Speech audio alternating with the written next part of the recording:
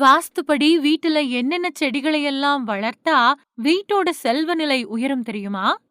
வீட்டுல நேர்மறை ஆற்றலை அதிகரிக்க வாஸ்து சாஸ்திரம் சில குறிப்பிட்ட செடிகள் அப்புறம் அத வைக்க வேண்டிய திசைகளை பரிந்துரைக்குது. வீட்டுல வைக்கப்படக்கூடிய சில வாஸ்து மரங்கள் சுபமா கருதப்பட்டு அதிர்ஷ்டத்தையும் செழிப்பையும் கொடுக்குது. ஆனா சில மரங்களை நாம தவிர்த்திடணும்.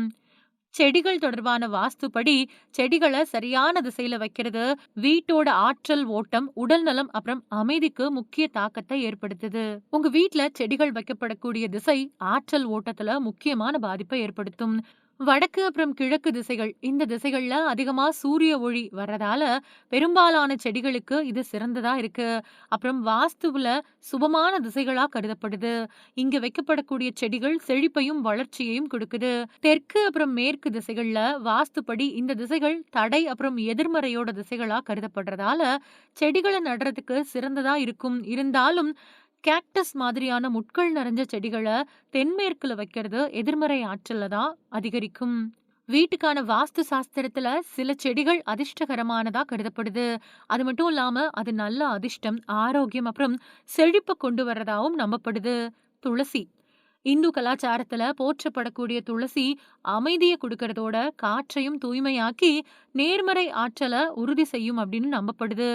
மணி பிளான்ட் செல்வம் அப்புறம் நிதி நிலைத்தன்மையை ஈர்க்கக்கூடிய செடியா அறியப்படக்கூடிய இது பெரும்பாலும் வீட்டோட தென்கிழக்கு மூலையில உள் வீட்டுல வைக்கப்படுது. அரோகாபாம் இந்த செடி காற்றோட தரத்தை மேம்படுத்தி சக்தி வாய்ந்த ஆற்றலை விண்வெளிக்கு கொண்டு வருது. இத கிழக்கு இல்லனா தென்கிழக்கு திசையில வைக்கிறது ரொம்பவே சிறந்தது. மூங்கில் செடி அதிர்ஷ்டம் அப்புறம் செல்வத்தை குறிக்குது. இது கிழக்கு இல்லனா தென்கிழக்கு திசையில உட்புற இடத்துக்கு ஏற்றது. ஜெட் செடி செழிப்போட சின்னம், இது கிழக்கு திசைக்கு ஏற்றது. அப்புறம் செல்வத்தை ஈர்க்க பெரும்பாலும் நுழைவாயிலுக்கு பக்கத்துல வைக்கப்படுது. ஸ்னேக் பிளான்ட் காத்தை தூய்மைப்படுத்தி எதிர்மறை ஆற்றல்ல இருந்து பாதுகாப்பு கொடுக்கக்கூடிய இந்த செடி தென்கிழக்கு திசைக்கு ரொம்பவே சிறந்தது. அதே மாதிரி வீட்ல வளர்க்கவே கூடாத சில வாஸ்து தாவரங்களும் இருக்கதான் செய்யுது. போன்சாய் மரங்கள் வளர்ச்சி தடை அப்புறம் போராட்டத்தை குறிக்குது. வாஸ்துப்படி அது வீட்டுக்கு பரிந்துரை பண்றது கிடையாது. கேக்டஸ் அப்புறம் முள்செடிகள் இது எதிர்மறை ஆற்றல் அப்புறம் மோதல் கூட தொடர்புடையது. அதனால இதையும் வீட்டுக்குள்ள வைக்க கூடாது. வச்சுதான் ஆகணும் அப்படின்னா அதை வீட்டோட வெளியில தென்மேற்கு திசையில வைக்கணும். புளி அப்புறம் மிர்ட்டல் மரங்கள் எதிர்மறை ஆற்றல இருக்கக்கூடிய இந்த மரங்கள் வீட்டுக்கு பக்கத்துல இருக்கிறத தவிர்த்துக்கணும். பஃபுல் அசுபமா கருதப்படக்கூடிய இது குடும்ப உறுப்பினர்கள் கிட்ட பதற்றத்தையும் சச்சரிவுகளையும் வரவழைக்கும்.